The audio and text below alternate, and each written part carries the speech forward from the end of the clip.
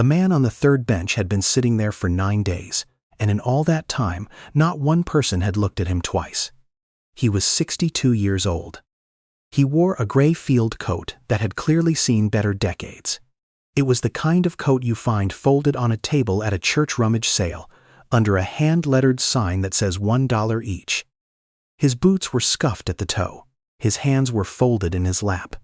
He sat very still, the way men sit when they have learned that stillness costs nothing. What none of them knew, the joggers and the young mothers with strollers and the man selling cold water from a cooler, was this. The quiet man on the bench could have bought the park. He could have bought the whole block around it.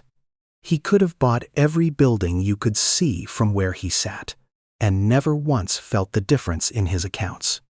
His name was Denzel Washington. And he was not resting, he was waiting. At 4:17 in the afternoon, a food cart came down the path from the south end of the park. One wheel pulled to the left, so the woman pushing it had to adjust her grip every few steps. The cart was white steel with a hand-painted sign on the side. Fried chicken, rice, and greens. Sweet tea, $2. The letters had been painted slowly by someone who took their time with each one. The woman pushing it was named Loretta Mercer. She was 47 years old. She wore a white apron, ironed that morning with the same care a soldier gives a uniform. Her hair was tied back with a strip of red cloth. She had been selling food in this park for 2 years. She knew the regulars. She knew the bench sitters. She knew the ones who had money, and the ones who only looked like they once did. And she fed both of them, because that is what her grandmother had done. She saw the man on the third bench, and she slowed the cart. She did not stop right away. She looked at his hands. She looked at the worn collar of that gray coat. She looked at his face, at the stillness in it, and something in her chest went tight. She knew that kind of stillness. It was the stillness of a man who had lost the thing that used to answer for him. Loretta Mercer had $19 in her apron pocket. She had spent the rest that morning on chicken and oil and flour. If she sold enough plates before dark, she could buy tomorrow's blouses. If she did not, she would have to figure something out, and she had run clean out of things to figure. She looked at that $19 in her mind. Then she looked at the man again. She lifted the lid off the warmer. She filled a container with chicken, rice, and greens. She added a cup of sweet tea. She walked it over to the third bench, and she set it down beside him. And she said only this. "You look like you could use a hot meal, sir. This one's on the house." The man looked up. He looked at the food. He looked at her face for a long moment, longer than was comfortable, the way you look at a person when you are trying to say something that will not fit into words. Then he said, very quietly, "Thank you." He did not tell her that he had been watching her cart for 9 days. He did not tell her that he had crossed 3 states to find her. And he did not tell her that the recipe in that container, the cayenne and the honey, and the something underneath them both that had no name, was the exact taste that had saved his life 30 years ago, on a sidewalk 1,000 miles south of that bench. He let her walk away, and he opened the container with hands that were not quite steady. To understand why a billionaire was sitting on a bench in Harlem, waiting for a free plate of chicken, you have to go back 30 years to a sidewalk in New Orleans, and a young man who had nothing. Denzel Washington was not always the quiet man on the bench. At 31, he was broke. Not the temporary, embarrassing broke of a man between jobs. The other kind. He had put everything he owned into a small construction company, and a partner he trusted had walked off with the accounts and left him holding the debt. He had sold his car. He had given up his apartment. For most of one long, humid spring, Denzel Washington slept in the back seat of a borrowed station wagon parked on a side street in the Treem neighborhood of New Orleans. He was down to his last dollar. One single dollar bill, soft as cloth from being folded and unfolded in his pocket. He remembers it exactly, because he had decided that morning that he was done. Not done with the day, done. A man can carry a great deal, but there is a weight that finally bends him, and Denzel had reached it. That was the morning he smelled the chicken. There was a folding table on Ursuline's Avenue, with a 2-burner stove and a cast-iron skillet, and a woman cooking behind it. Her name was Odessa Mercer. She was 60 years old then, with flour on her forearms and a recipe written in pencil on the back of a church bulletin, propped against the napkins so she could see it. She did not need to read it. She had it by heart. She kept it there the way some people keep a photograph, just to know it was near. Denzel stood at the edge of that table with his $1 in his hand, and he looked at the food the way a starving man looks at anything, and Odessa Mercer looked at him. She did not see a beggar. She told him later she saw a young man who had been knocked down hard and had not yet decided whether to get back up. So she made him a plate, a full one. Chicken, rice, greens, and when he held out that soft, folded dollar, she did not take it. She closed his fingers around it with both of her hands. And she said the words he would carry for the rest of his life. A man's last dollar is not food money, baby. It is seed money. You eat today on me. You plant that tomorrow. She fed him every day for 3 weeks and never let him pay. She did not ask his story. She did not lecture him. She just made sure that whatever he decided to do with his life, he would not have to decide it on an empty stomach. Then one Tuesday the table was not there. A neighbor told him Odessa had gone north to be with family. No address, no phone number, just gone. Denzel never got to thank her. He carried that single dollar to a laminated shop and had it sealed in plastic, and he kept it in his wallet, behind everything else, for 30 years. He planted the seed. He rebuilt the company from nothing. Then he built another, and then he stopped building companies and started buying them. He learned the one thing his old partner had taught him by stealing it: that the people who controlled the paperwork controlled the world. So he made sure he understood the paperwork better than anyone in the room. By 62, Denzel Washington was worth more money than he could spend in 10 lifetimes. And he lived like a man who remembered the back seat of that station wagon. He drove a 15-year-old pickup truck with a dent in the tailgate. He owned a watch, a Patek Philippe his father had left him, and he wore it the way you wear a habit, not a statement, tucked under a frayed cuff. His office was on a high floor of a building downtown, the kind where the elevator needs a key to reach the top. But he took the stairs when his knees allowed it. But money, he had learned, is a quiet kind of company. The richer he became, the harder it grew to know why anyone sat across from him at dinner. People laughed a little too quickly at the things he said. They agreed before he had finished a sentence. Somewhere in all of it, he had stopped being a man and started being an account. And on the worst nights, he was not sure he remembered the difference himself. He had built a tower with a key-operated elevator, and he was the only one in it. He told himself that was the cost of safety. On the bad nights, he knew it was just the cost.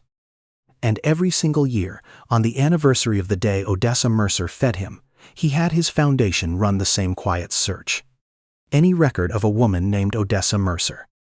Any family, any trace. For 29 years, nothing. In the 30th year, the search came back with a death certificate. Odessa Mercer, gone 11 years, and one living relative, a granddaughter. 47 years old. Last known to be operating a food cart in Harlem, New York. A cart that, according to a single online review, served the best fried chickens north of the Mason-Dixon line, from a recipe the owner said her grandmother taught her. That is why Denzel Washington was sitting on the third bench. He had come to repay a debt that had been waiting 30 years to be paid. But before he said a single word, he wanted to know one thing. He wanted to know whether the kindness had been passed down with the recipe. On the 9th day, a stranger who looked like he had lost everything sat on a bench. And a woman with $19 to her name walked over and fed him for free. He had his answer. Loretta Mercer's world was warm and it was hard, and the two things lived side by side in everything she owned. Her apartment was a third-floor walk-up on a block off Frederick Douglass Boulevard. It was small and it was spotless. It smelled of pine sol and frying onions, and faintly, of the lavender she kept in a chipped bowl by the door. There was a magnet from a gas station holding her daughter's biology homework to the refrigerator. There was a cast iron skillet on the stove that had belonged to her grandmother, black and seasoned and heavier than it looked. And Loretta would no sooner have sold it than sold her own hand. Her daughter was named Grace. She was 18, a senior at a public high school, and she wanted to be a nurse. She read anatomy charts at the kitchen table the way other girls read magazines. Loretta did not say out loud how much she wanted that for her, because saying it felt like a promise. And Loretta had learned the hard way not to promise things she could not yet pay for. Because here is what Loretta Mercer could not pay for. 14 months earlier, she had owned more than a cart. She had owned a small storefront diner 2 blocks over, 12 seats, a real kitchen, her name on the awning. It was everything Odessa had pointed her toward. Then on a cold night in February, an electrical fire in the wall of the building next door spread through the shared roof, and by morning Loretta Mercer's diner was a wet, black ruin. The insurance covered a fraction. The landlord declared the building unsafe and walked away from it. And Loretta was left with a lease she still owed on, a kitchen she could no longer enter, and a daughter halfway through her last year of high school. She did the only thing she knew how to do. She bought a used food cart from a man in the Bronx for $2,800, and she went back to the sidewalk, exactly where Odessa had started. But she was carrying something now that Odessa never carried. She was carrying a loan. After the fire, with the insurance falling short and the bills piling up, Loretta had walked into a storefront office on a busy avenue with a clean, hopeful name on the window: Beacon Community Capital. The sign said they helped small businesses owned by people the big banks turned away. There were framed photographs on the wall of smiling shop owners. There was good coffee. And there was a man named Preston Vaughn, the regional director, who shook Loretta's hand with both of his and told her that her grandmother's recipe was a legacy worth protecting. He offered her $42,000 to get back on her feet. He slid the paperwork across the desk, more than 30 pages of it, and he kept talking the whole time, warm and easy, pointing only to the lines where she needed to sign. Loretta was tired. Loretta was scared. Loretta signed. She did not read page 19. On page 19, in language she would have needed a lawyer to understand, was a clause called a confession of judgment. It meant that if Loretta ever missed a payment, Beacon Community Capital could go straight to a court, with no hearing, no warning, and no chance for Loretta to say a word and seize whatever she had. Her bank account, her cart, her wages, if she ever earned any. The clause did not just lend her money, it signed away her right to defend herself. Page 21 held the interest terms. The $42,000 Loretta borrowed had, 14 months later, with daily fees and penalty rates folded on top of each other, grown to $91,000. She was making payments she could barely meet, and the number kept rising anyway, the way water rises around a person who cannot swim. On a good day at the cart, after she paid for chicken and oil and propane and her vending permit, Loretta Mercer cleared about $240. On a bad day, a day of rain or a closed street, she cleared nothing and still owed for the food she had cooked. Out of that, she fed Grace, kept the lights on, paid the rent, and sent Beacon Community Capital every dollar she could scrape loose. It was never enough. The letters from Beacon had started arriving in red envelopes. The last one used the word seizure. There was a number that lived in Loretta Mercer's head at 2 in the morning, and the number was $41. That was what stood between her and the minimum payment due on Monday, and she did not have it, and she had counted the cart's takings 3 times to be sure. Her hands hurt when she counted. 2 years over a hot fryer had stiffened the joints in her fingers, and some mornings she could not close them all the way until she ran them under warm water. She did not have the money to see a doctor about it, and she did not have the room in her life to be a person who could not work. So she ran her hands under the warm water, and she went to the cart, and she mentioned it to no one, least of all to Grace, who had enough to carry already. That was the warm, hard-world Loretta Mercer carried to the park every afternoon, and she still stopped to give a stranger a free plate of chicken, because in her family you did not eat in front of a hungry man. Character, Odessa used to say, is the one thing no one can repossess. The test came on a Thursday. It had become a small ritual by then. Each afternoon, Denzel walked over from his truck in his rummage sale coat, and he sat on the third bench, and Loretta brought him a plate. He always tried to pay. She always refused. So he started leaving the money anyway, tucked under the empty container, and Loretta started finding ways to slip it back into his coat pocket when he was not looking. It became a quiet game between two stubborn people, and neither of them named it. He told her his name was Denzel. He told her he used to be in business, and that it had not ended well. All of which was true, and none of which was the whole truth. Loretta did not pry. She figured a man tells you his story when he is ready, or he never does, and either way it is his to carry. On that Thursday, Denzel got up from the bench a little stiffly, said his quiet thank you, and walked toward the north gate. And when Loretta went to clear the bench, she found that he had left his wallet behind. It was an old leather billfold, cracked at the fold, and it had fallen open. Inside was cash, folded bills, more than Loretta had held in her hands in over a year. She did not mean to count it, but her eyes did the math the way a hungry person's eyes always do. $3,104. Loretta Mercer stood very still on the path, with the afternoon light coming sideways through the trees, and she felt the whole weight of her life lean against that wallet. $3,140 was almost exactly her back rent. It was the difference between a roof and a red envelope. It was the $500 deposit that was due, the one that would hold Grace's seat at the nursing program if she got in. It was a week of not lying awake at 2 a.m. doing arithmetic in the dark. It was the interview clothes Grace had never asked for, because the girl had seen the red envelopes, too. It was the dental visit Loretta had put off for 14 months.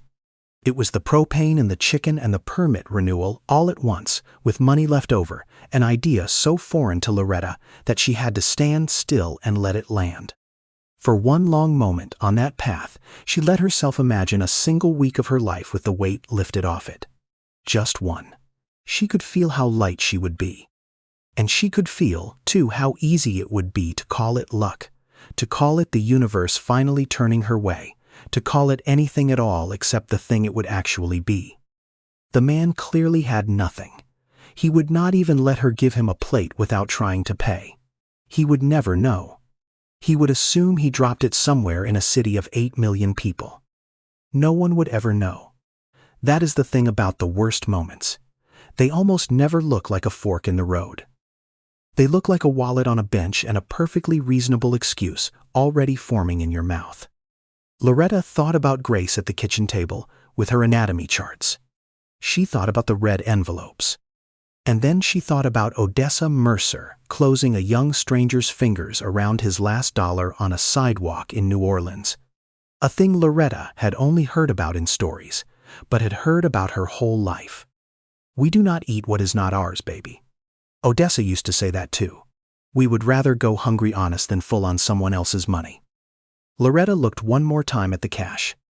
Then she looked past it, at something tucked into the back of the billfold, behind a worn business card. It was a $1 bill, sealed in laminate, soft and faded under the plastic. And there was handwriting on it. Pencil gone gray with age. She tilted it toward the light to read, seed money. Loretta did not understand it. Not yet. But she understood that a man does not laminate a $1 and carry it for years unless it is the most valuable thing he owns. Whatever this stranger had lost, this dollar had survived it. And a thing that precious is not yours to keep, no matter how much you need the rest of what sits beside it. She closed the wallet. She did not take a single bill. She left her cart with the man who sold water, told him to watch it, and she walked the whole length of the park toward the north gate, almost running, the wallet held against her chest with both hands. She caught Denzel half a block up the avenue, getting into an old dented pickup truck. "Sir, Mr. Denzel, you forgot this." He turned. He looked at the wallet in her hands. And then he looked at her face, and Loretta would remember for the rest of her life that he did not look surprised. He looked the way a man looks when something he hoped for, but did not let himself expect, turns out to be true. "It's all there," she said, a little out of breath. "I didn't touch it. I saw the dollar, the one in the back, and I figured a man doesn't carry something like that unless it matters. So, here."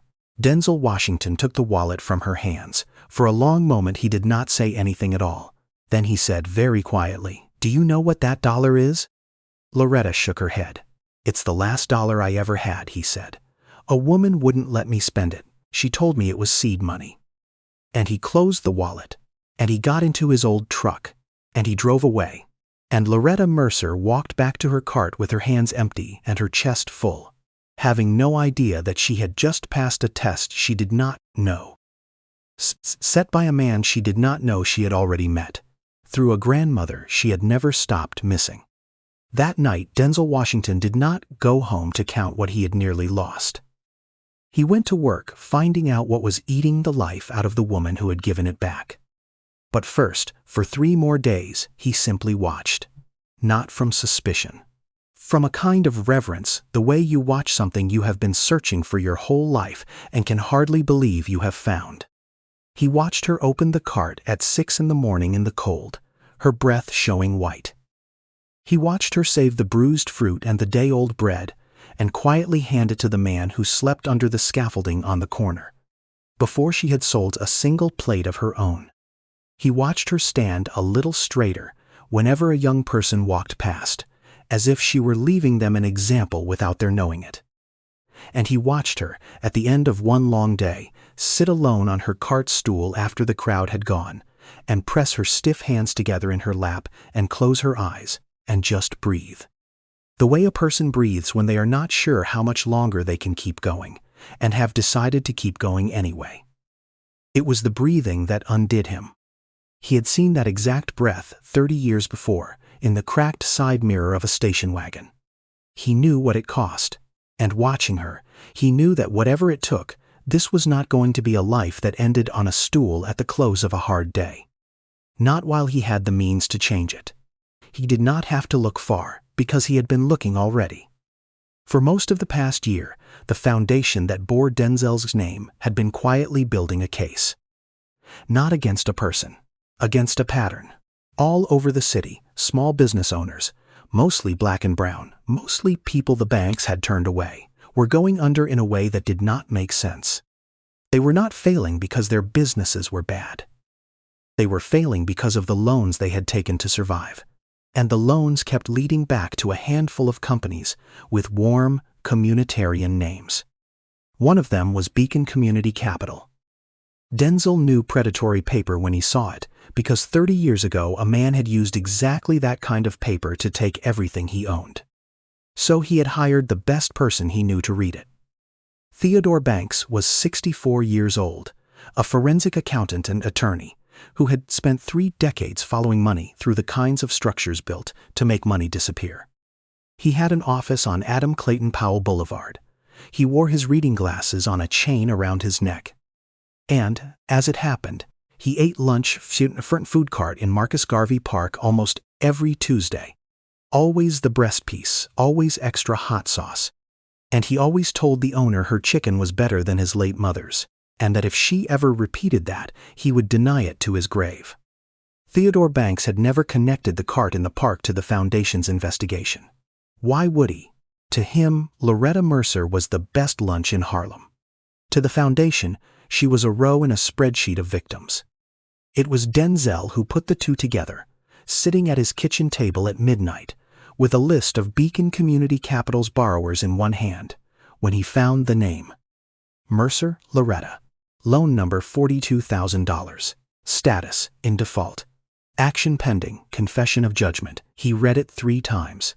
Then he set the paper down and looked out the window for a long while. The next morning, Denzel did something he almost never did. He went to Beacon Community Capital in person. He wore the gray coat he did not call ahead. He wanted to see the man's face. The office was exactly as Loretta had described it. The good coffee, the framed photographs of smiling shop owners, the warm hum of a place that wanted you to feel safe. A young receptionist looked up at the old man in the second-hand coat, took in the scuffed boots and the frayed cuff, and her expression cooled by several degrees. "Can I help you?" she said, in the tone people use when they hope the answer is no. "I'd like to speak with Mr. Preston Vaughn," Denzel said. "Do you have an appointment?"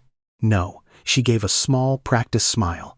"Mr. Vaughn is very busy. If you're here about a payment, there's a phone number on your statement." and she turned back to her screen, having decided in under 5 seconds that the man in front of her was no one. Denzel did not correct her. He had been no one before. He knew how the city looked at a man in a $1 coat. So he simply sat down in the waiting area, folded his hands, and waited, the same way he had waited on the bench. Patience, he had learned, is the one luxury the poor and the very rich both understand, and everyone in between is too busy to afford. He waited 40 minutes. Long enough to watch Preston Vaughn come out of his office twice. Both times glancing at the old man in the corner, and looking through him as though he were furniture. Long enough to hear Vaughn take a phone call by the front desk, his voice warm as honey to the borrower on the line, and then, the second the call ended, turn to the receptionist and say, flatly, file the judgment on the Mercer account. She's 3 weeks behind. I want the cart and the bank account by Friday. He said it the way a man orders a sandwich. Then he saw the old man in the corner watching him, frowned, and went back into his office. Denzel Washington stood up. He walked out. He did not say a word. But on the sidewalk, in the cold, he took out his phone and made one call to Theodore Banks. And all he said was this: "It's the cart in the park, Theodore. The chicken you like. It's her. They're taking everything she has on Friday. I want to know exactly how much of what they're doing is illegal. And I want to know by Thursday night." There was a pause on the line. Then Theodore Banks, who had eaten Loretta Mercer's chicken every Tuesday for 2 years, said in a voice gone very low, "Give me until Wednesday." What Theodore Banks found over the next 2 days was not a struggling business. It was a machine. Beacon Community Capital was not in the business of lending money. It was in the business of taking property. The loans were designed to fail. The interest rates and daily fees were structured so that a small operator like Loretta could never climb out, only sink. And buried in every contract was that confession of judgment clause, the legal trapdoor that let the company seize a borrower's assets without ever facing them in front of a judge. Preston Vaughn had run this play on more than 200 small businesses across 3 boroughs over 6 years. Bakeries, barbershops, 2 other food carts, a flower shop run by a widow. He targeted the newly desperate, the recently burned out and flooded out and laid off, the people too frightened and too tired to read page 19.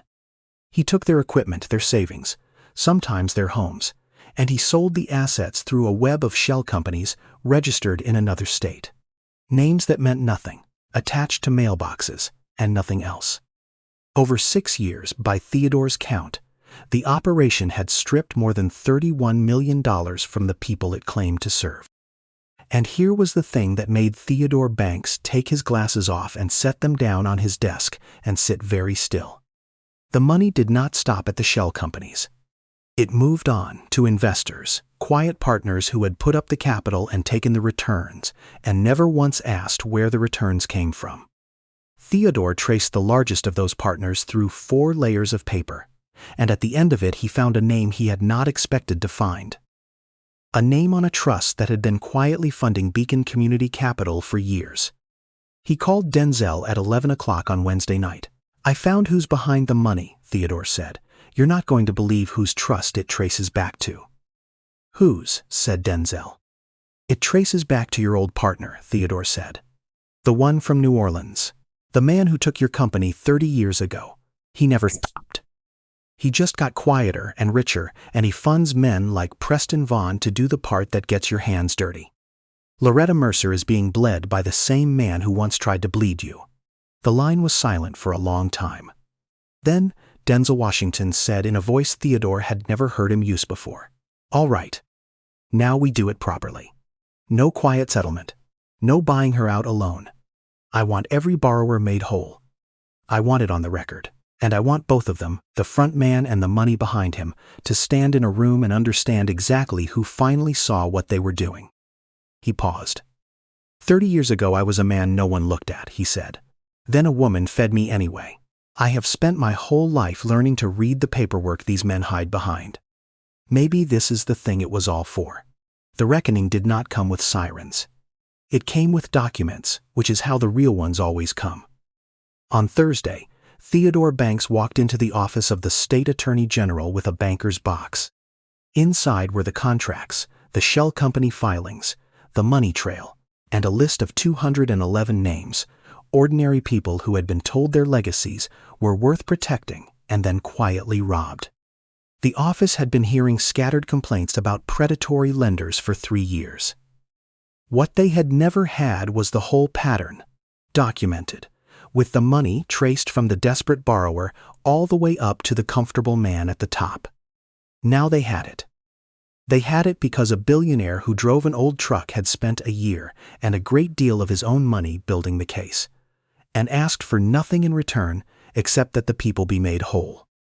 The investigation moved fast. On Friday the morning, Preston Vaughn had planned to seize Loretta Mercer's cart and her bank account. Investigators walked into the offices of Beacon Community Capital instead. The confession of judgment Vaughn had filed against Loretta was frozen by court order before it could touch $1 of hers. He was not arrested that day.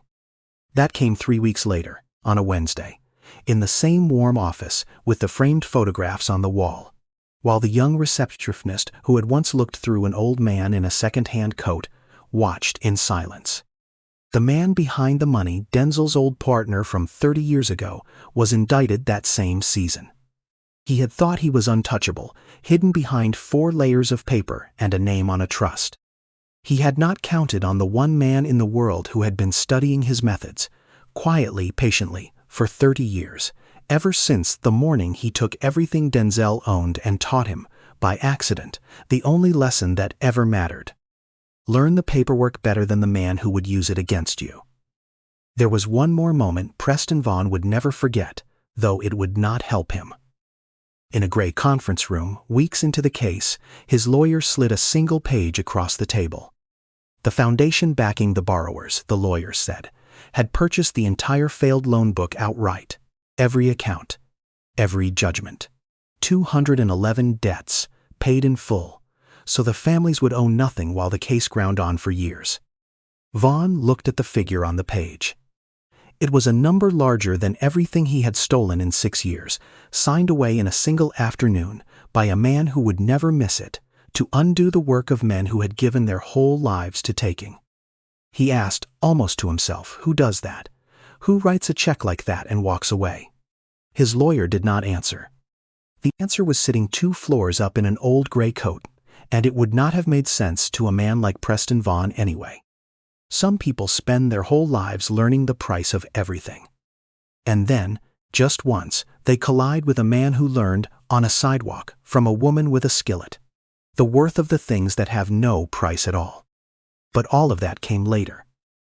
Before any of it, before the boxes and the indictments, there was a Saturday afternoon in the park, and a thing Loretta Mercer did not see coming. She was at the cart.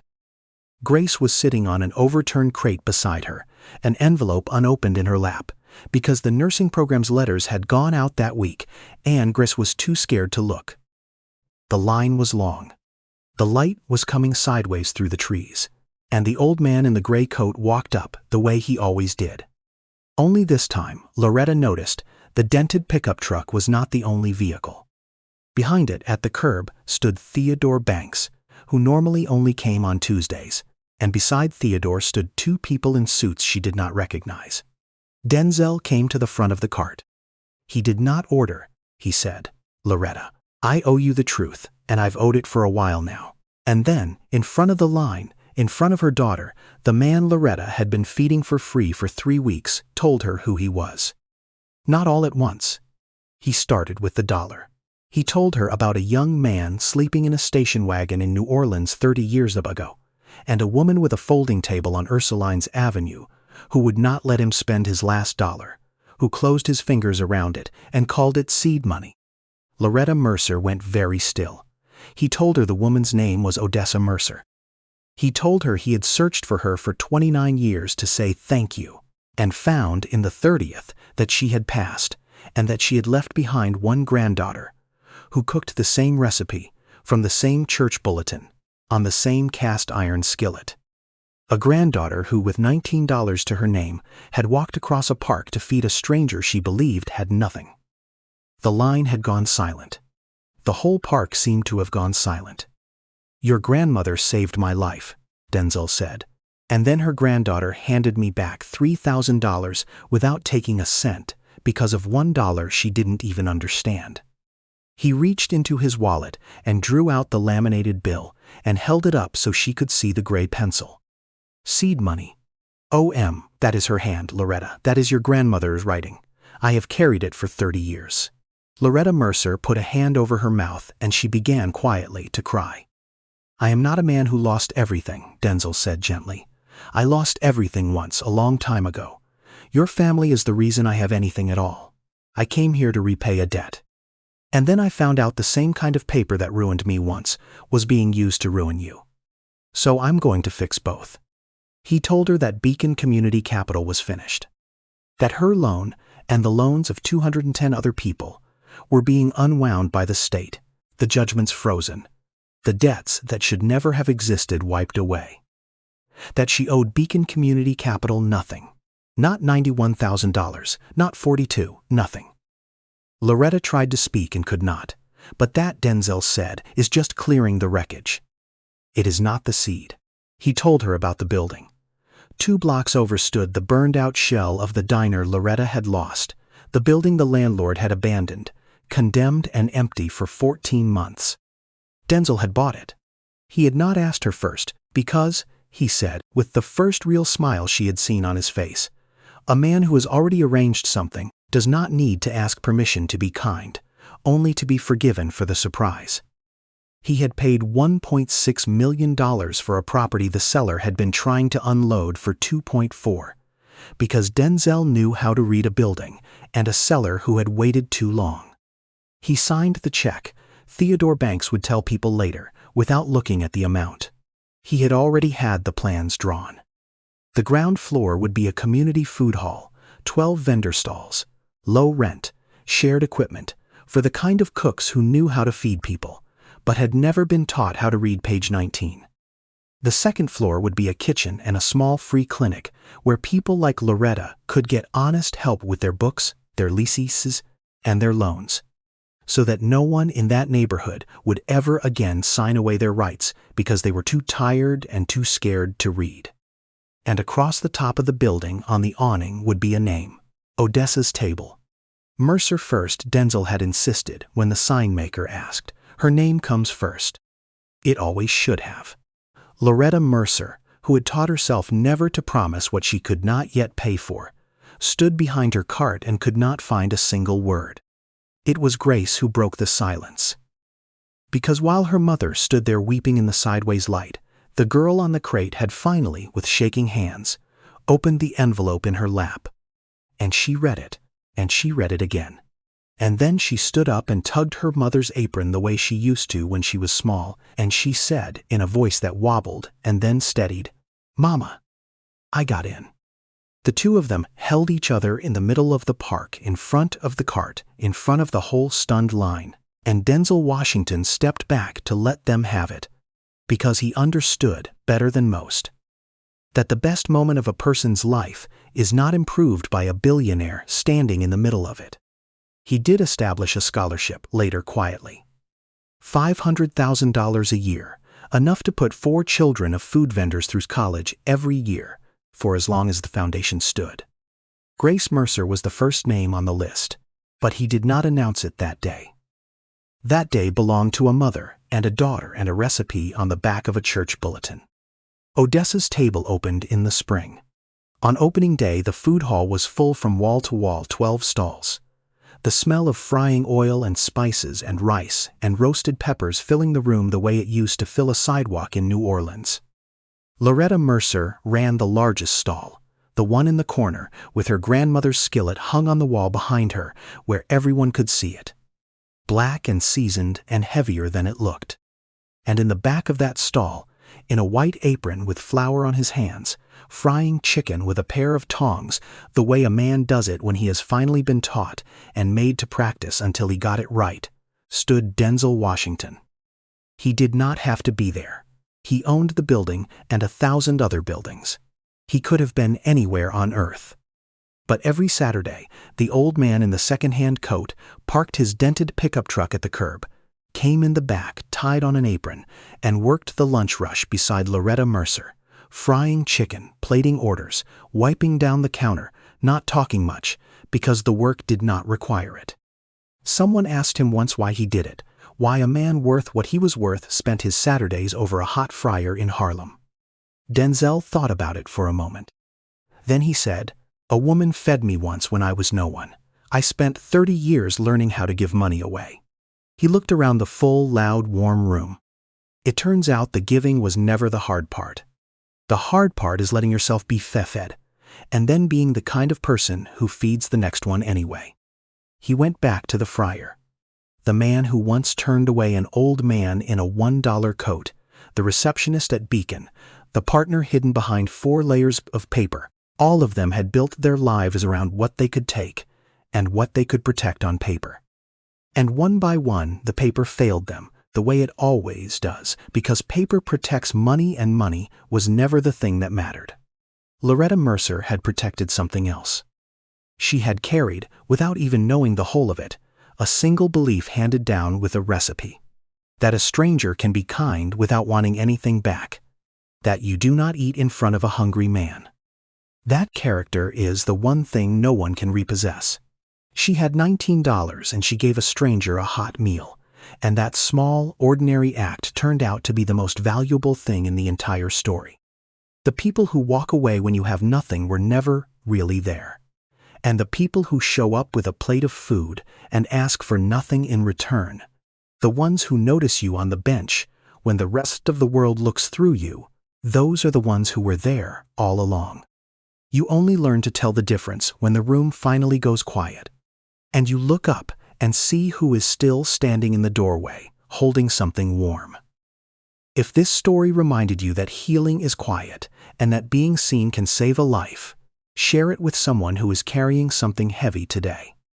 Every person you pass may be slowly finding their way back, one small task at a time. And sometimes the kindest people are the ones who notice us long before we notice them, ask for nothing, and change everything. Like this video, subscribe to our channel, and turn on notifications, because the next story might be the one someone needs to hear. We'll see you then. A quick word before you go. This story is a work of fiction. Loretta, Odessa, Grace, Preston, Theodore, and the events you just heard were all invented for this telling. Any resemblance to real people, including anyone who happens to share the name Denzel Washington, is purely coincidental and is not meant to depict any real person, living or otherwise.